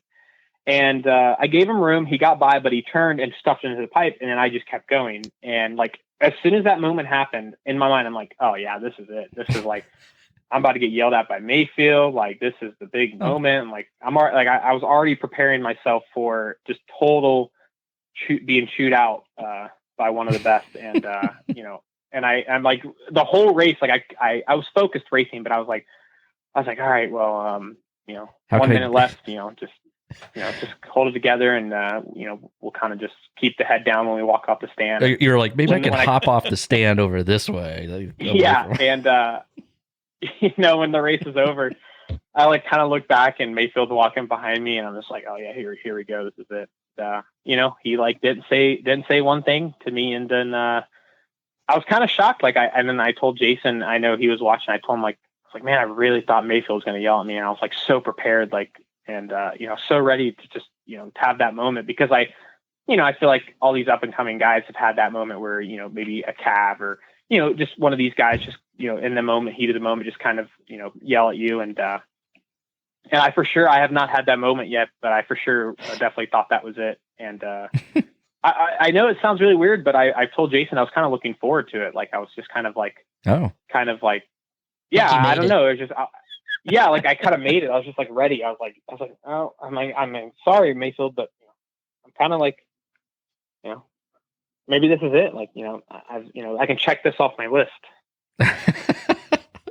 I know a funny story that Dakota, I was talking to him about one day was when, he kind of had that moment with the Ryans where they got mad at him. And I remember Mayfield telling me about it is, something happened during the race. Mayfield kind of went to Dakota and he said something to him and Dakota went right back at him and he's like, hey, no, F you. and I remember Mayfield telling me in the pits, he's like, yeah, he told me F you. And I was like, okay. Wow. I was like, all right, then. He's like, all right, he's got a little something. Like it was like he was totally having just a funny moment about it. Like, all right, he told me what he wanted to say, and I'm good with that. Like, he sometimes you got to bully the bully. Yeah. He said he's like, yeah. Dakota's like, no, F you. He's like, okay, that's it. Yeah, got his respect. He's like, yep. He's like, yeah, he's got my respect now. So anyway, yeah, it was, and then, the other thing I was going to say with Lee was, one thing I thought was kind of cool was, we were at the Roar Nationals last year for electric. And I remember, after the race was over, Ty was out there practicing and I remember, him letting Lee drive his car and everything. And, to some extent I was like, these guys have come a long way because, you're, just a racer coming from Florida, trying to show what you got and trying to get better. And, at the end of the race, you got guys like, Ty Tessman, there's like, yeah, take my car for a spin, see how you like it, and it's like kind of cool in a way. 'Cause, you're earning, like, it goes back to earning these guys respect. It's like, oh, I'm about ready to get yelled at by one of the best. I'm ready for it. And then, then the next thing is then one of these guys is letting you drive their car, and this is the ladder, right? This is and it's the same thing like the story with Dakota and Mayfield, where you go up the ladder here, and then you start to earn some respect, and then see that you're driving Ty's cars, and I was like, man, that's pretty cool, Yeah, for sure. I actually remember that time perfectly, and I was actually up there driving my own car, and Ty comes over. He's like, hey, you want to drive my car? And I'm like, yeah, sure, why not? And then his dad was there, and I know like Mark was there, and Ty's like watching, and then I was driving, and I felt like I was doing pretty good, and so I ran like 5 minutes, handed back to Ty, and I ever since then we've kind of actually kind of developed, like, I guess you can say this, he's kind of developed this like respect, friendship type thing. I mean, I know you've seen, when like I go up to Ty, or like, I just bust his balls, I just give him like such a hard time, and he kind of does the same to me. And like, we kind of just do this, like, these friendly, like, rivalry type things, that I do with Ty. And, yeah, I totally agree. It's just super cool. Like, when you look back at it, it's like, these guys, like, then, I never talked to these guys, and these guys never really knew of me. And, now it's just kind of have a little bit of, I guess, a little bit of respect from some of them. And it's pretty awesome. Well, so give us a shout out here on all your sponsors, obviously your track, your parents, your brother, all the people that help you back there. And, let's give a little shout out. Yeah, I like to thank Team Associated, Reedy Power, JConcepts, my mom and dad over at SS Raceway, Sandwall, Stick It One, VP Power Master, OS Engines, Factory Team, Kicker Audio, Makita Tools, and all the people that support me. And big thanks for you guys for having me on. It was a awesome pleasure and a real honor. And thank you to Jason, who's helped me out in absolutely more ways than one. And I definitely would not be here in this position if it wasn't for him. And Brent Delkey, and he's helped me out a bunch this year and last year, and just always been there when I needed him. And all the friends, Jackson, we always FaceTime, and we kind of just talk set up, and so we're always pushing ourselves to get better, me and him. And even Spencer, I might not be as super close to those guys as maybe Jackson, but Spencer's been helpful, and we've shared some laughs and have some good memories. So just thanks to all my friends and people that support me at the track and root for me. So if they want to come race at Setzers, when you guys barring there's not this world pandemic thing going on, what are the race days, and where exactly are you located? Yeah, so the race days are every Sunday, and we are on 6811 East Broadway, Tampa, Florida. And can't really miss it. There's a sign on the fence that says SS Hobbies and Raceway, and big square building. And we race every Sunday, obviously permitting virus or weather conditions, but And then there was something else I was going to ask you, but I think that was mostly it. Oh, on social media, tell us what the social media page is for the track and for yourself. Yeah, so the on Facebook, we have the social media page for the track is SS Hobbies and Raceway, and it should pull right up. And then for myself, I have an Instagram and a Facebook. It's just Lee Setzer, and should pop right up, be the first thing. And give me a follow. And if anybody has any questions, just feel free to shoot me a message on either one. And did he pick up any new sponsors while we were on the podcast here, Gotti? Radio Impound Podcast. Yeah, they informed me that they're sponsoring Lee.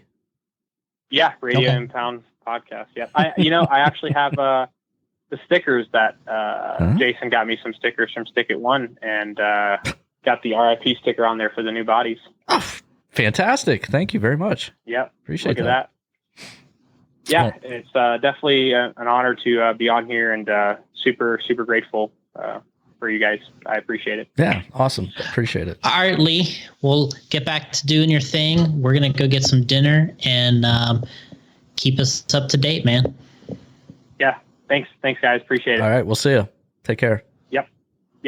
Bye. Lee Setzer dropping off. You know what's weird is my cell phone had him on. Huh? Is that possible? I have no idea. What do you mean? Like my cell phone, like the call was going through my cell phone. Huh? Strange. I have no idea. Neither do I. I don't know. Yeah, I don't know. We were on Skype. Okay, well, I have no idea. It's really weird. Oh well. Like I looked down on my phone and it's like active. Like, huh? I'm like, okay. All right. Well, hopefully it all works out. Sounded good to me. All right, guys. Thanks for joining us on episode 206. I hope everybody is, to all our listeners, not just here in the U.S., all around the world. I hope everybody's safe. And hopefully we get back to racing and then all my sporting events. And hopefully, things get back to normal soon. So, isn't that right, Jason? Absolutely. All right, we're going to head on out. We appreciate everybody joining us. And we're going to try and get some more episodes out for you this week. Well, it's the end of the week now, but, next week. Yeah. Everybody's quarantined, so we're trying to provide some entertainment for you. We'll be here. All right, guys, we'll catch you on the next one. See ya.